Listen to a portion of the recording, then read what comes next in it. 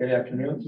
I'd like to call to order our Winnebago County Human Service Board meeting at 3 o'clock on Monday, August 1st. Larry Schwager, our chairman, had some emergency, so he won't be here, but I am Ralph Harrison, the vice chairman, will be filling in today.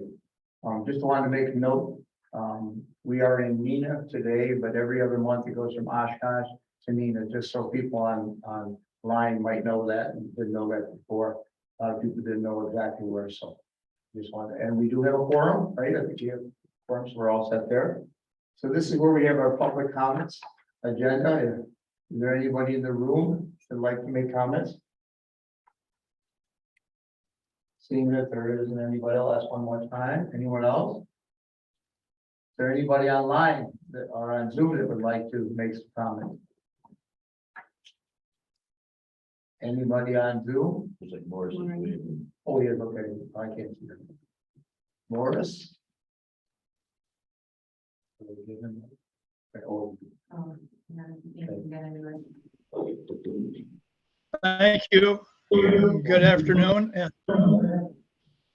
I'm not here to make comments. I'm here to observe. That's it. okay. You're an observer, okay. Okay, thank you. Is there anyone else on Zoom that'd like to make a comment? Seeing that there isn't any, well, I will close that and we'll go to our program. Yeah, right. Yeah. Okay. Okay, so today we're gonna just cover a little bit about the administration division, and I'm the division manager for administration, so it's up to me to kind of share with you what we do. So in our division, we have 31 full-time employees, 4 part-time employees, and 3 project positions. Those people support the many and varied programs that we do in human services that you're all well aware of. Within that count, there's also Bill, Renee, and the 5 employees that directly report to Renee, so she'll be kind of talking about the things that they do in our department. The 3 teams that I work with in administration are reception and records, transcription and office support, and finance. So the reception staff, you're probably all familiar with, they staff the front desks both in Oshkosh and in Neenah, and they will direct calls and put traffic to the appropriate person or the appropriate division. They also assist clients with completing all the paperwork that they do when they're due to us, their intake paperwork and their financial paperwork. They schedule appointments, and they also will distribute bus passes, gas cards, and incentive cards to clients. And that amounts to over 4,000 of those cards each year, so they're busy enough just doing that. We also have a couple of people who educate consumers regarding their responsibilities and timelines regarding the various alcohol and other drug abuse programs that we operate. The other thing that they do is scan all the paper and electronic documents for the department, which is volumes, as you can imagine. We have a lot of required paperwork we have to do, so we have to keep that someplace. We also have a medical records team, which consists of 3 staff members. What they do is prepare and redact records in response to as many as 3,000 requests annually. And those requests might come from the courts, attorneys, or clients themselves. So they're just responsible to make sure that we're getting the correct release of information, paperwork completed, and giving out information that we can legally. The second team is the transcription and office systems team, and they do actually do some transcription. They also, within transcription, they will do anything from case notes to handwritten notes, voicemail, text messages, whatever somebody wants to keep a record of, they can transcribe. They also provide a lot of other kind of general services for the department, including proofreading for documents, creating and revising forms, brochures. They will also develop and maintain spreadsheets for tracking data within the department. And they oversee our courier services between all of our many locations that we have now. They manage our fleet of 30 county-owned vehicles, and they also oversee and ensure the timely submission of our staff time cards every other week, so everybody can get paid. The third team that I work with is the finance team, and that's really kind of my background. So they're responsible for claims and consumer billings, invoice processing, staff and insurance credentialing, and budgeting. So this team is responsible for both accounts receivable and accounts payable for our department. As you know, revenues come from a variety of sources, including grants, consumer payments, medical assistance, Medicare, and commercial insurance. So they're responsible for making sure all of that works as seamlessly as possible. We also pay all the bills for our department, and those are for everything that from cleaning supplies, vehicle maintenance, to the many contracted services we have with a wide array of vendors. As you well know, the budget is also prepared and managed through that team, the finance team. They also prepare a variety of reports and collect data throughout the year. We do a lot of analysis to try to make sure that we're doing things as best we can with taxpayer funds. We try to be good stewards of taxpayer dollars. And then twice each year, the finance team participates in the county's financial audit process. And just one thing you may not be aware of, the other thing the administration team does is prepare a weekly human services newsletter that goes out to all staff. Trying to keep, all staff informed about all the things that the department is involved in. So that's kind of sometimes a labor of love, but we make it work. So that's kind of it in a nutshell, but I like to think of our administration division as sort of the backbone of the department. We kind of try to keep things running as smoothly as possible and provide whatever support we can, make sure the program staff is able to do their jobs as efficiently and effectively as possible. Turn it over to Renee.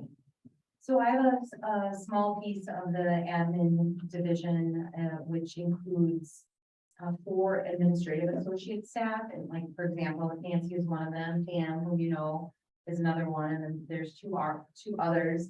And the reason they've reported to the deputy director directly for many years is their focus is more agency-wide based. We have a lot of admin associate staff. Many of them are assigned to their respective divisions. So for example, child welfare, large division. So there are several associate staff designed specifically for that division. Keep those wheels turning and all the support work required in those divisions. What's different for the 4 ladies that I oversee directly is their focus is more agency-wide. So that's why you'll see them at meetings, taking minutes like Nancy is here today, coordinating for agency-wide contracts is a huge part of what they do. So in terms of the best way I like to describe it is agency-wide needs. There's only 4 of them. We're a big agency. We're well over 300 people, as you know, and now we're in 5. We have staff in 5 different locations. And it's the way things are looking, human services is likely going to continue to grow in terms of services, staff. That's the way we've been headed. For those of you who've been on the board for a while, you've seen our table of organization just continue to grow, which means we can serve more people. But what that also means, like Janet was saying, the behind the scenes stuff is we need that support staff too. We got our folks who go out and do what we do in the community. And then we have those who make the wheels turn. So those folks can do what they do. And then there's one position, it's called special data or special projects coordinator, which is also very unique in why the position reports to me directly, because again, that's an agency-wide focus. So think all things data. Janet was mentioning in the report, the budget book, some of those documents you've seen lately. That takes a lot of people to make that happen, but our person is pretty instrumental in that as well. Behavioral health, Heather's division, as you know, is the largest division in our agency. So there are many times when that division, whether it's for state audits, surveys, grant reports, we need lots of data, which is stored in lots of places. So that position really, and among many other things, but that's some of the main things.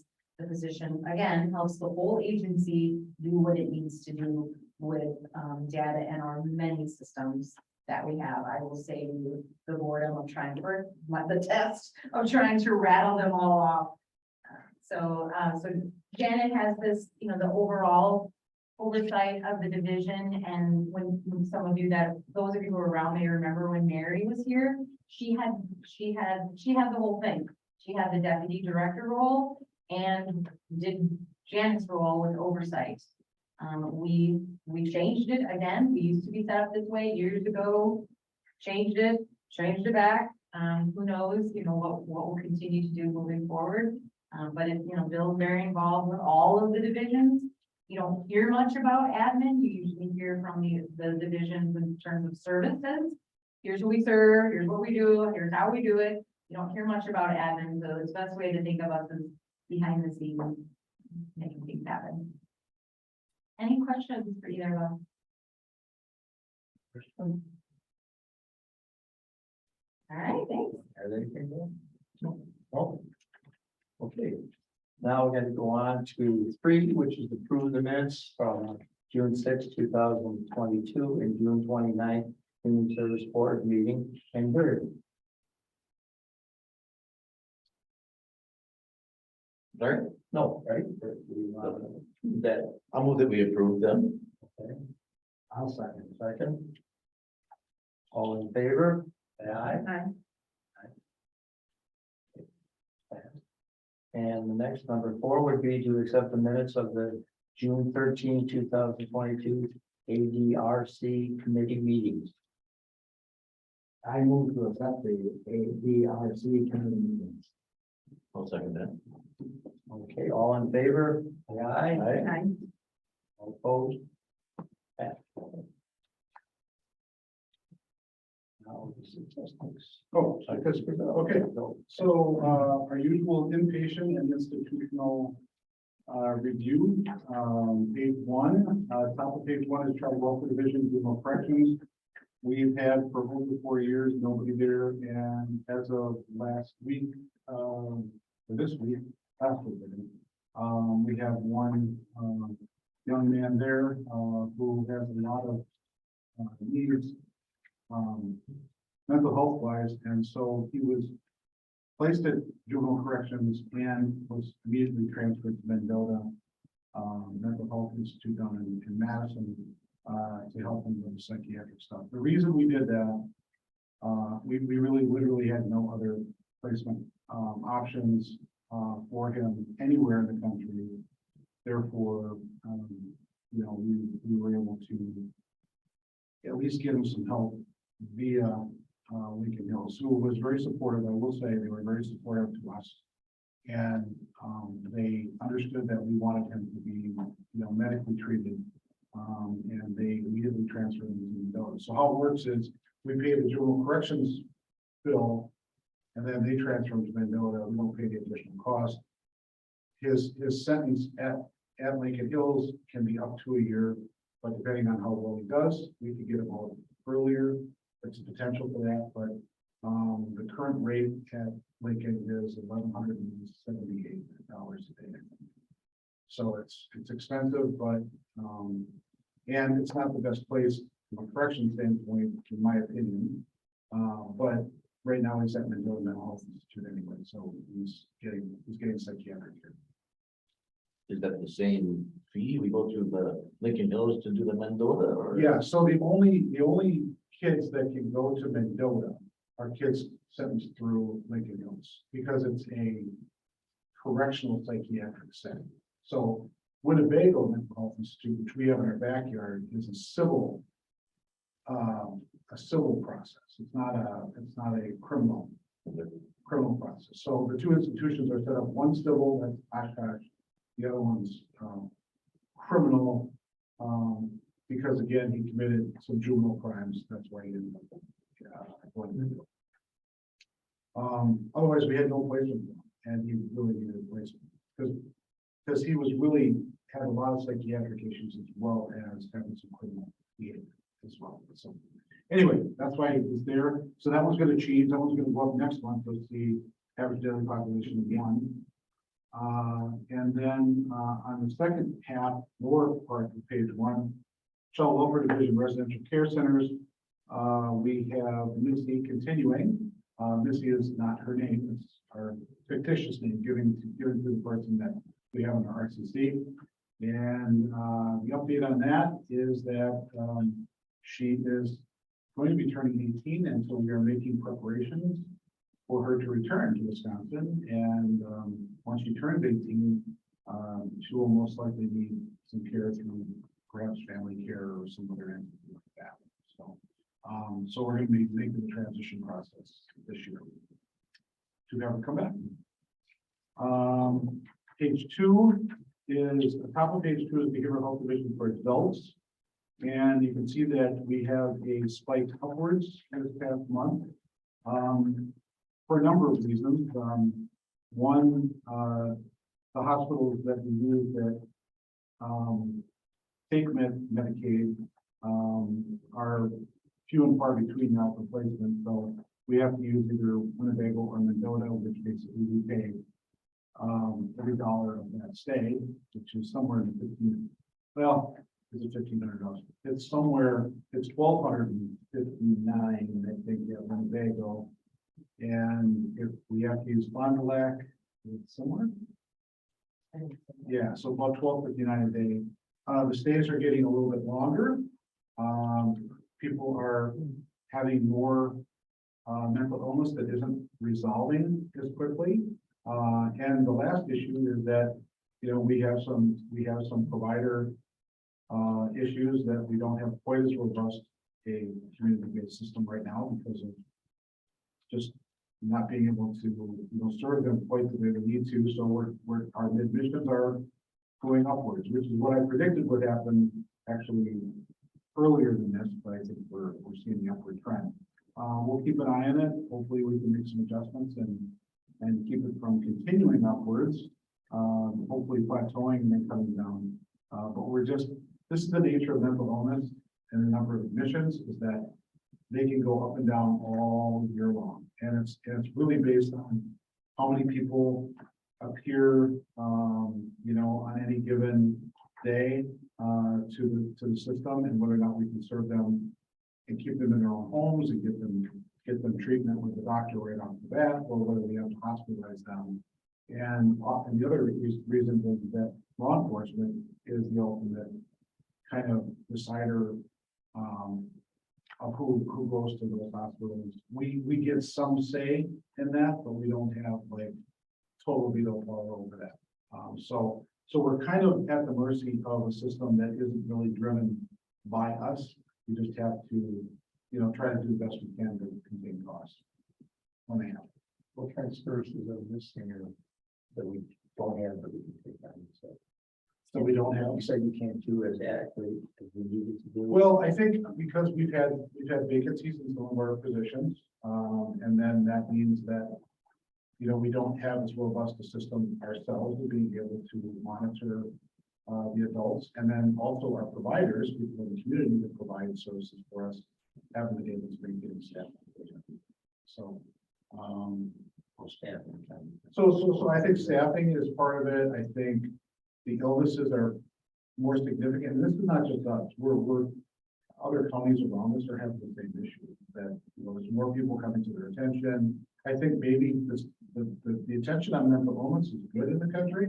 That we need to pay attention to people in their mental illnesses. But when we pay more attention to it, we're going to find more individuals that need the help.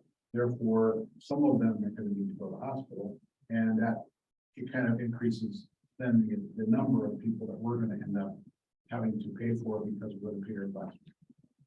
When you say staffing, is it or like people are leaving, so we don't have enough, or we've got enough, but we need to add more because No, I think people are leaving and are leaving holes in the system until we get new people, and then we have to train those new people. And in between time, we don't monitor and work with people closely with the treatment. So I don't think it's that we need to add more staff to take care of it. Is Heather here? Yeah. Oh, Heather, am I saying that correctly or? And I think, for an example, similar to what Bill was talking about, is some of the MCOs will be working with an individual, the care management organization. We'll have somebody that they're working with in the community, in a group home setting. Something will happen in that setting. Group homes are losing staff regularly. We have one individual that's been at Winnebago for several months. Had a couple placements willing to take them, and then last minute will back down or back out. Because we're seeing a lot more physical aggression, and if an individual needs one-on-one support in the community or two-on-one, a lot of the agencies that not even us that we contract with, but the other agencies contract with, they can't find the staff to be able to do that. And they're also struggling with the competitive workforce as well for their agencies. There's that possibility I could go to work and get injured, but I can go work here and make more money and not have that. So like Bill was saying, so it's a whole system and it's throughout the entire state. We're also seeing more aggressive behaviors in some of the private psychiatric hospitals as well are down on staff. So we'll on occasion get a notice that they can't accept any admissions or they're only half full as well, because they can't staff it appropriately either, which does then end up, if there's more people at Winnebago is asking, don't send people here if you don't have to, but they're their last option. Sounds kind of serious, but what, I mean, and I'm just thinking, well, what about these poor people that are just hanging out there? You can't find a place, we can't really take care of them. And there's fears of, like you said, seriousness, that they're out of control of.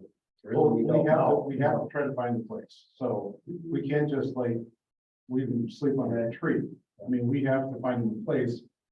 But the places that we use of last resort are the most expensive, so that's why it cranks up the days in those places. And that's why you see it higher here, is because the graph that we're showing you are places that we end up paying for. And so if we could get them into a place like a regular hospital where they would accept Medicaid, then we don't pay that bill, we don't track it. But we track when we end up having to pay for it, we track when we do it. And so what Heather's talking about too is that when there's not a payer source for them to use, then we have to get them in wherever we can get them in, and then pay them. And then we charge them back over years of, developing a sliding fee scale or something to try to recoup the money, but in most cases, these folks are on limited incomes. We're not gonna get the big payout back. So we just have to realize that part of our budget expense, a big part of our budget expense, and that's what we do. Because we have to, and the state says you have to do it, so. And they give us about 2/3. All right, bottom of page 2 is behavioral health division kids, and there we're doing pretty well. We had a little spike, but in June we're back down to a number that's pretty average. So I think we're okay on the kids admissions for the fall, at least in June. And then last page is child welfare division of secure detention. That's a contract with Fond du Lac, and it's about average. We've got our 4 contracted beds, and then we've got we've got some contracts for extra if we need that. So we're good there. Last one is foster care, and our number of kids in foster care has gone down just lately, 74 kids in placement. So that's just in foster care, because there's a big problem. If they're in with a relative placement, that's another 100 kids, and if they're in kind of group care somewhere, that's another 25-ish or so. And that's not even, she's on vacation. All right, so that's kind of, so this is the sum total of all kids getting care. This is part of it that we track. Straight. Okay. I just out of curiosity, are those numbers about average, percentage wise of kids that are in foster care? In straight foster care in our county, we're probably in one of the 5 lowest counties for foster care. Wow. We might be the top 3 for foster care placements being low. Okay, and why it's low is because we have so many other services and options to keep kids either in their home or with like kin, or in these other kinds of places. I guess I was even considering that as part of the total then too. Yeah, that's what I'm saying. About 300 kids, it sounds like. Right? 200, about 200. Okay. And out of home placements. Yeah. So maybe 225. But as far as a county our size, that's It is low. Okay. Yeah. Well, that's good. and we see that as a very positive thing because we worked hard over a decade to come up with services to wrap around families to try to keep families intact. If at all. But we still place, so people say, well, you're not placing anybody. Well, yeah, we're still placing a lot of people, but as for a county our size, we're not, we're on the low side. Anybody else have any questions? I just had one more again, because I went back from the beginning. And we talked about shortages and we're saying to other places which we pay more. Do we have any process at all within our human services that we try to create our own spots or things or treatments so we don't have to spend and go outside?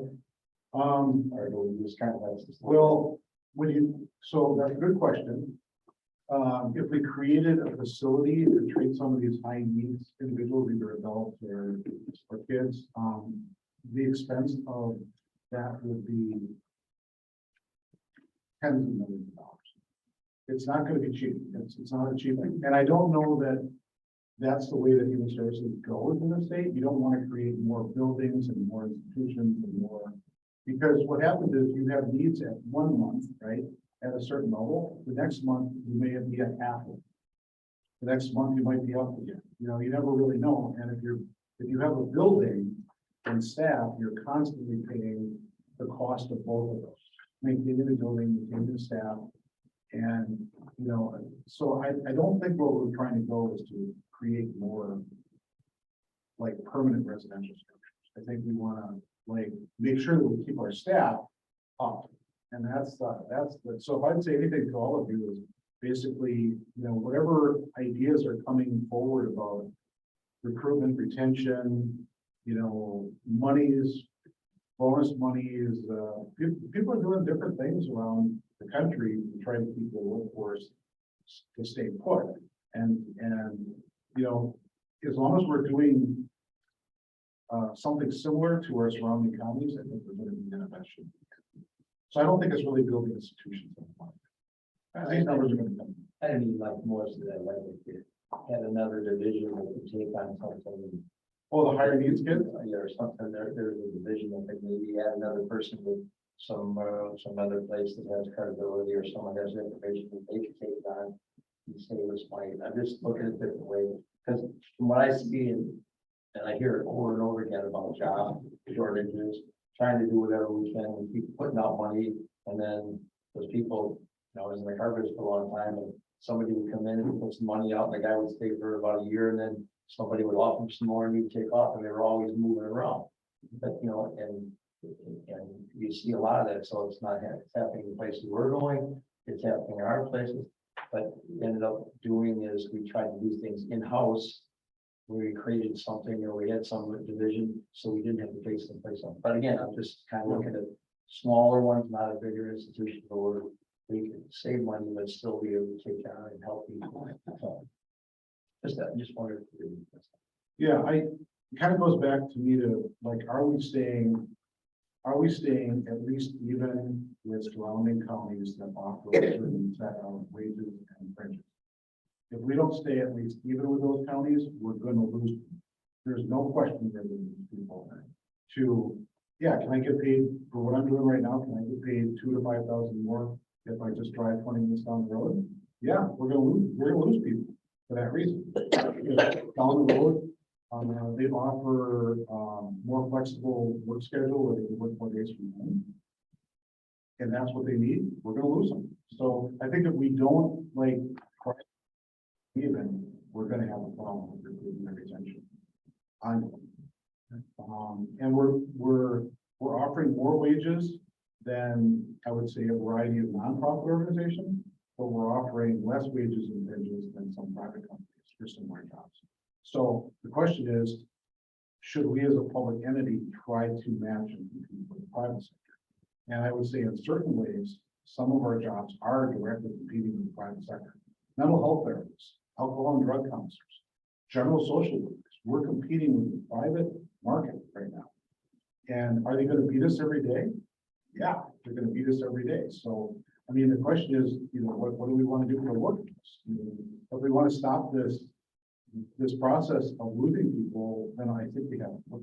But that's above me, that's HR, that's you guys, the county board members. We've heard it a lot of times that they're doing studies, they're then doing studies on how long they're covered, right? You hear that all the time, there's studies coming on. Yeah, okay, well, I appreciate that, I didn't mean to put time there, it's interesting, so. Nobody else, any questions? What's that? Well, then back to, yeah, the financials. So if you have the first page, it's the, where we think we're gonna be at year end based on June financials. If you look at the bottom, under the variance column, you can see we're projecting about a $4.5 million surplus at this point. The components, if you look at labor, we're at about 1.3 million savings. That's due to the vacancies we've had. The other thing we're seeing with labor is people who are retiring maybe have had either the family or insurance plus one benefits. A lot of the younger new people that are coming in are taking only the single insurance. So we are seeing some fringe benefit savings as a result of some of this turnover, in addition to savings from vacancies. Travel, we talked about before, just things are done more virtually. We were kind of anticipating, we thought things would sort of be getting back to the old way this year, and it hasn't really happened. Although one thing that I think is going to impact is the higher reimbursements now for mileage. It went from 58.5 to 62.5 cents per mile. So I think over time we will see some of those. Capital outlay is basically what we expected to expend. It's for our security cameras in the parking lots. Operating expenses is where we're seeing our biggest variance, and primarily in behavioral health and child welfare. And it's really for some of the reasons we just talked about. Some of our vendors are having trouble hiring. We can't place people. So we're just not spending as much in those areas as we had anticipated. Again, we would expect over time that some of that will start to turn around. We don't know exactly when that might happen. So if you go to the second page, the pie chart at the bottom really ties into the first page where the savings are coming from. So you can see the biggest chunk is that pink colored piece, which goes back to the operating expenses on the first page. You'll see that for expenses, we had kind of a spike in June. The reason for that is because it was a free payroll month, and each of our payrolls is about $900,000 right now. If we were fully staffed, it would be about $950,000. So you'll see revenue hasn't quite spiked like that, but that spike will come later as we've now reported for grant reimbursement on this free payroll month. So either in July or August, we should expect to see kind of spike in our revenues. And this is kind of a typical pattern every year. The third page, again, just kind of summarizes where we are with our budget and what we're projecting for each of the categories. And then just some of the issues we talked about mileage. The other thing, costs right now we're projecting are going to be 59% higher than the budget due to the inflation that we're seeing with gasoline. So that's going to be a little bit of a hit to our budget. We talked about the free payroll month. And then finally, at the bottom, our current prior year revenue that was unanticipated is only about 51,000. Again, a lot of that comes in towards the end of the year, so we'll probably see that spike and have more of an impact on our surplus at year end. That's kind of where we are through mid-year. Questions on that? Excuse me. If a new hire decides to take insurance just for the one person, but life circumstances change, marries, has a child, whatever, can they change their insurance? Yeah, they work on all that through HR. Yeah, they can change it when their status changes, Okay, or once a year regularly in November, I think. Or when your status changes. okay, so they don't have to wait, they don't have to wait. Like till- if a baby comes on, they can change their insurance. Okay. If they get married, they can change their insurance. Okay. Thank you. Anybody else? Only other question I have is that I know this probably balances out as you go, but right now it shows that you said they're gonna be $4.4 million short or actually, right? And I know. Well, we're at mid-year, okay, we're at mid-year. We do think we're gonna have more expenses than last year, so is it gonna remain there? I would be forecasting it's gonna be less. Now, how the expenses go the next 6 months? I don't know. We just used 6 months of actual from last year to populate the 6 months we didn't know. So that's why you're getting, this is our prediction. If every month from here on out is exactly like last year, that's what it's going to be. I just look at that because, again, not doing this in a long time yet, but we heard budgets coming up, we heard budget last year. I heard little things about extra money here and extra money there. You know, I mean, when you come to budget, I would say certain people are probably looking at this money here and saying, okay, see, you're doing big, and you're over. And I want to understand that we can defend that. Otherwise, you know, like, okay, yeah, you know, because I heard it before, there's extra money last year, the year before. Now again, and I know pandemic and it seems our government has kind of got a lot of extra money flying around between, you know, surplus, extra pandemic money didn't spend and all that. So I flip it on the other side, when it comes to budget time, I don't want them to give the idea that, you know, we have a lot to give. We need more to cover our people and our extra stuff that we need. So I just thought, I see that and I always think, oh, that's like a false idea, like, we got plenty of money, but we really don't. And we need to protect and take care of employees and people we have now. So that's the only, I look at that. And I know in some meetings are going to be coming up now as a supervisor, that's going to be a point there that we're going to know. And people that are new probably don't know. So I saw that. So when you're drilling down in the budget of human services, which is the largest budget in the county. Basically, you know, when we have $1 million because we don't have the staff that we need to have on board, that's 1 million. You know, it's a couple million when you can't provide the service you need to provide, which you can't contract with the more people you normally contract with. So in a normal year, when we're full staff, we're close to full staff, and we have all of our services in place, we wouldn't have this surplus.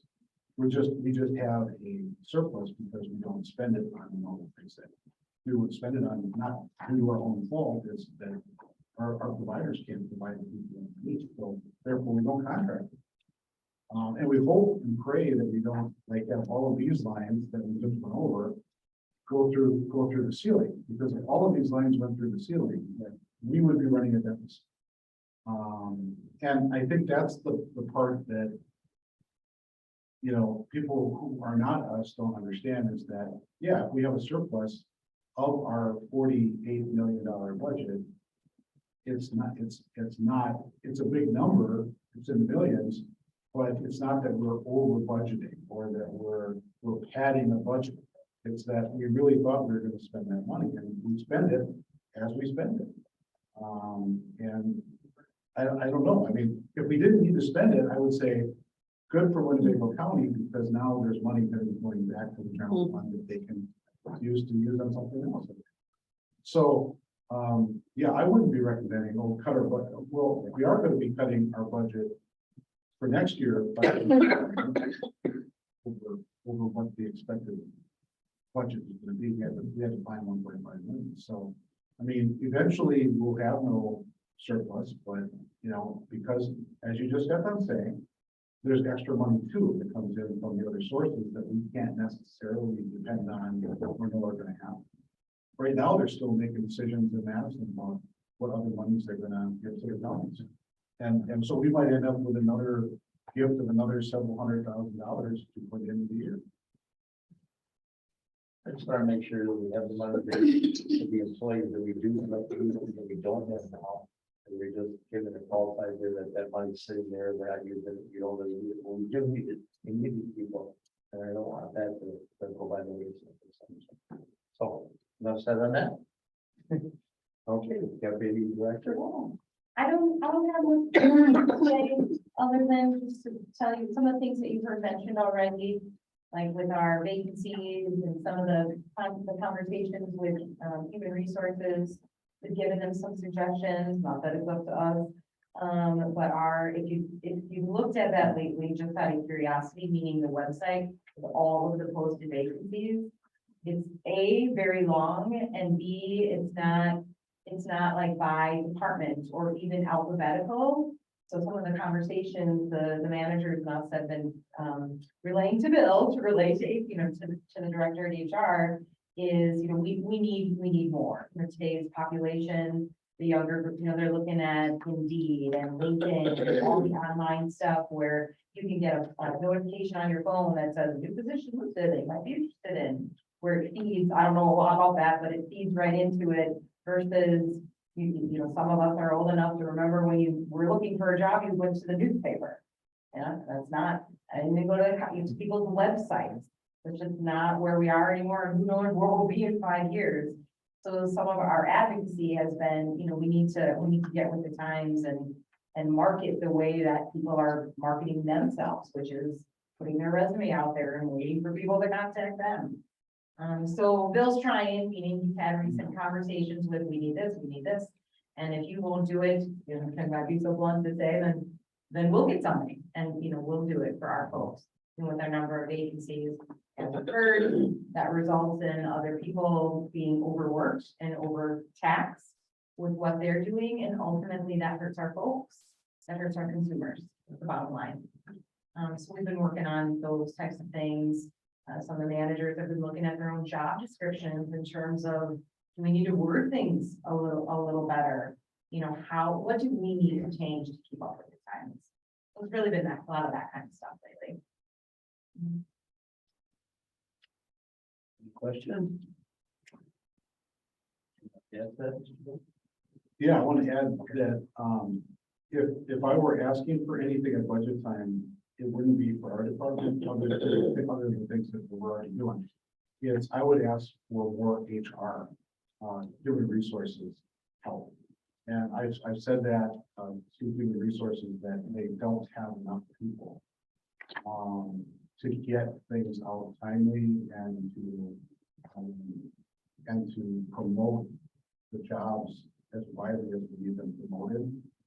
And then to make, timely contacts and get the interview scheduled and do the reference checks and do the negotiations that we want on board. So, so what I'm saying is that, it's not so much a request from human services as much as food for thought for those of you who are on the county board, that when it comes time for budget, what HR is asking for,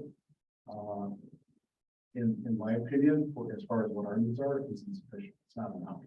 We need more people. We are asking for a generalist, I think, coming up here in the budget.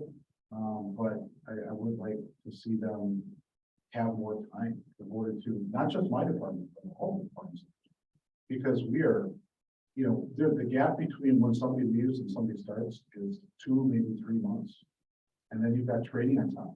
So you really don't have somebody in and ready to go for at least 3, 4, 5 months, post when the person leaves. And we don't have this, the other thing I guess, now that I'm on the soapbox, is we don't have the ability to when somebody is telling us a month or 2 months ahead of time that they're going to quit, we like to hire people, get them in place a week or 2 before that person leaves, and do a transition between the person leaving and the person coming. And there's something going on in the human resources system in the county where it's human resources believe that you can't have 2 people occupying the same position for even 1 minute at a time. And I other just think it makes sense. and other organizations, have overlap. So Is that your assumption or is that actually? no, that's what I've been told. That's what I have been told by our HR is that they can't overlap. And I'm like, I don't need them to overlap for like a month. I just need them to overlap for, give me a week, give me a couple of days so that the new person can hear from the old person kind of what their job was, how things went, things to look out for, things to know. And that's in our system. I don't understand that, but that's what I've been told. These are things that maybe as you are thinking about the HR part of the budget, I would be very happy if we had more HR help. Because we can't as departments have our own HR people. We don't have human resources inside human services. We have finance inside human services, but we don't have human resources, and so we're gonna go with a combined human resources department in the county. We gotta get this stuff out very timely. So when Renee's talking about, we gotta advertise on Indeed, we gotta advertise on LinkedIn, we gotta advertise on some of these different sites. That all takes time. It takes a lot of time, times all of the people in the county. There's probably, right now, in Winnebago County, there's probably 30 open positions, maybe 50, I don't know. There's a lot of open positions, and they all take a lot of time to recruit and get them on board. And then do you find that the timing then leads to people, you interview someone and by the time you offer them a job, they take another job because other companies are faster? That was very common. It Yeah. was very common up to probably a year ago when we got a little bit faster. Mark Habeck was our dedicated person from HR, and now he's the human resources director, but at the time, he was dedicated to us. Things moved a lot faster when he was our, primary contact. And we hope that whoever replaces Mark with us is gonna, give us that same kind of service, because Mark was great. But I just think overall, if you think about how many people are in human resources for a 1,200 member Winnebago County, it's not a lot of personnel. We really don't have someone out, right? He's the person. Right now, we are waiting for them to find the replacement for Mark so that we can work with that person. Yeah, because he just got that new job. Yeah, so Because he was Mark's, appointed director. Mark's been filling both roles though for 3 months now. So we are back to what you just said, meaning he just, it's not his fault. No, He of just course not. can't get to Yeah. it. So we have 30 different spots, and we're kind of like, can't do much with it until they decide. Well, there's 30 to 50 open positions at the county, of which ours are probably 15-ish. Last time I counted, it was 16, 17, which was maybe a month ago. So Mark is filling in and doing what he can while he's doing both jobs, but therein lies like, okay, he can only do so much. So anyway, so this is just an illustration of something that if you're asking, like, what can we do to make this thing work better? I think that, that's something that I would say outside of us, that would be the one thing that I would really have you guys, focus in on. It sounds like it's a very important need right now. I mean, for sure, what you're talking about, the money and what we need, and it's not gonna get any better, it's slip if we don't address it now. I mean, every day, I know there's apps, every day, they don't know me from anyone, but I'll bet you get 20 different offers on the phone, we all probably get that. But hey, they're just right for the job, it's the same thing, they don't even know who I am, but they're telling me I'm right for the job. So somebody is sending. I don't those out. get that. I get them, and I don't even know where to get them from, and I look at. I don't get any. What's your email? I'll give that to you. But it's just crazy that they're doing it, but somebody is out there eventually going after everyone. And the last thing I was gonna ask is it just our state, or do we need to go outside the state and look for some people nationally? Or is it help us, or is it not? Well, the problem with looking nationally for most of our jobs is they have to be certified or licensed inside our state. So one of the problems with going with somebody from Michigan is that then we have to take a chance that can they get their license transferred to Wisconsin? Because a lot of our positions are licensable positions, so they're not just, for instance, a non-licensed position like, let's say, an administrative associate.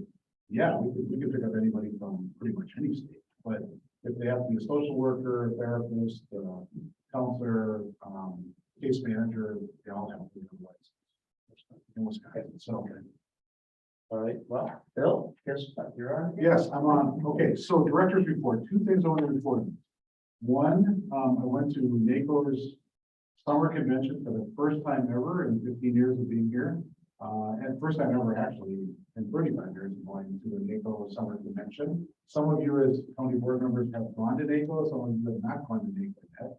NACO is the National Association of Counties, and it's an organization for county board members of every county in the country. And so it's like the national convention where people who are county board members get together with other county board members. It's sort of like WCA has its fall conference.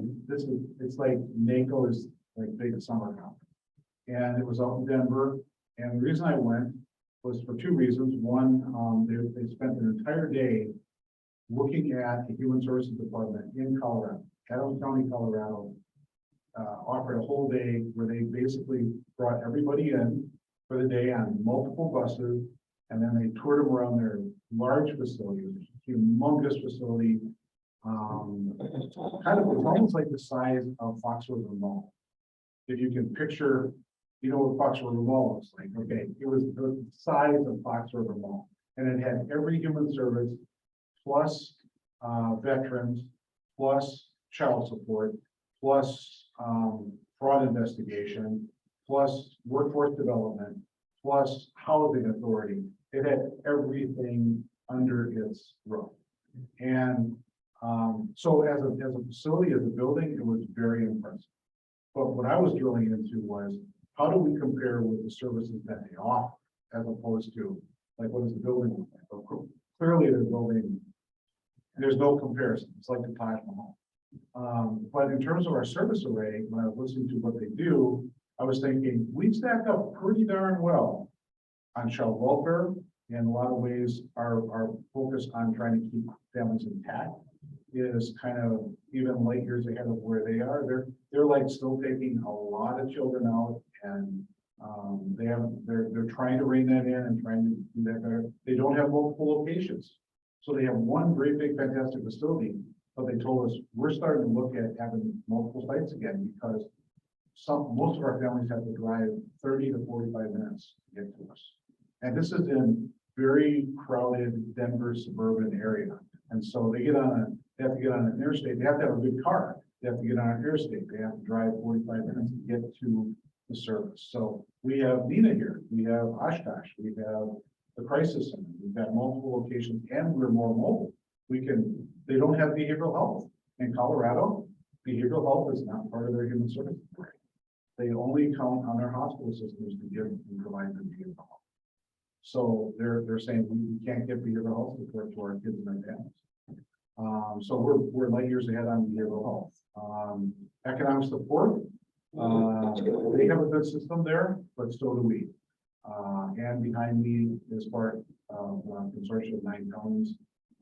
I think we do it as well as Colorado doing that. And long-term support, from what I could see, we were very comparable as well. So I felt really good walking away from there going, I think that the service array that we have and what we do is as good or better in every way to them.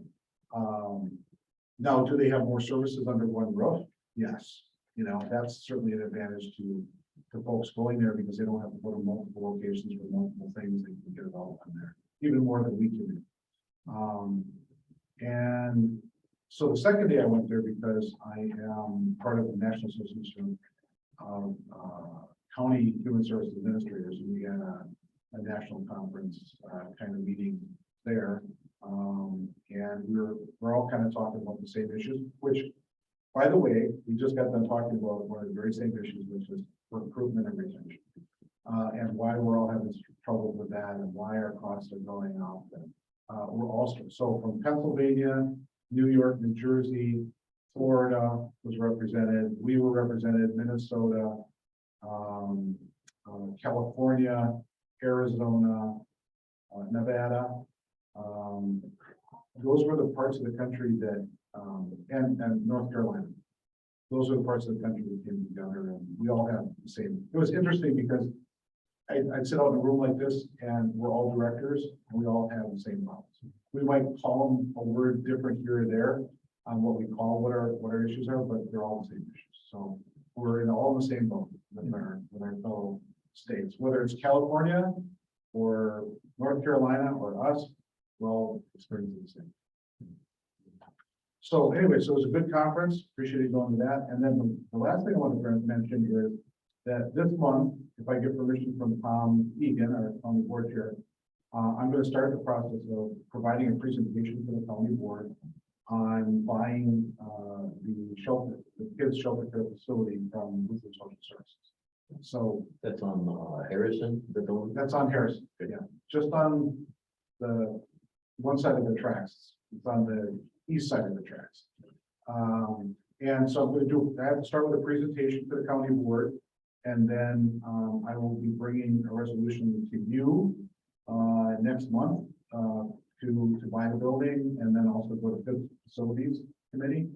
And then PNF and then the county board. So, we were able to, negotiate,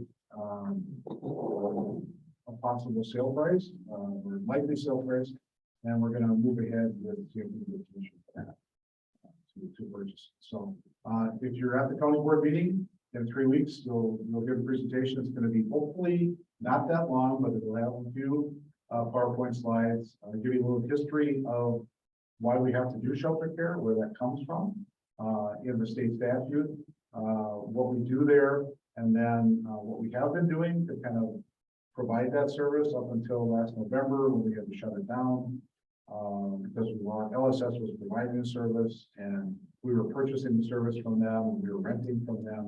And then they no longer could maintain, service for us.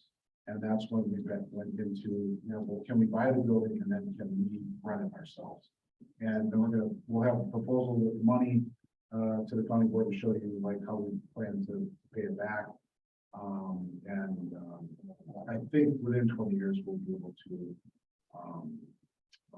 pay it off and then, we'll replace their staff with our staff. It'll be a wash. So, but I'll present all of that information. So I'm just telling you about it to know that it's coming. And then next month, it'll be an agenda item here for you guys to, do a motion, do some discussion and then pass it, if you choose to. Look forward to it then. Okay, any other questions? Okay, next will be our board member. Any reports that we have?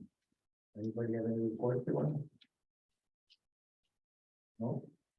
Don't seem they're ready. Okay, any other conversation or talk? What's that? So we hear a motion to adjourn. Second. All in favor of discontinuing whatever going on? Aye. Okay, there you go. All right, so next month we'll be in Oshkosh. We're going to be flipping back and forth now. In other places, right? Yep. So it's every other month, it's here, every other month it's in Oshkosh. So next month will be, The first Monday. and it's not the first Monday because that's Labor Day. No, that's We've already pre-reviewed the date, and if Pam were here, she'd tell us. September 7th, So, which is a Wednesday, same time, 3 o'clock, I'm back. And we'll send you a notice. But yeah, it's not gonna be on Labor Day. I was just gonna say. All right, thanks for coming. Thanks. Yep.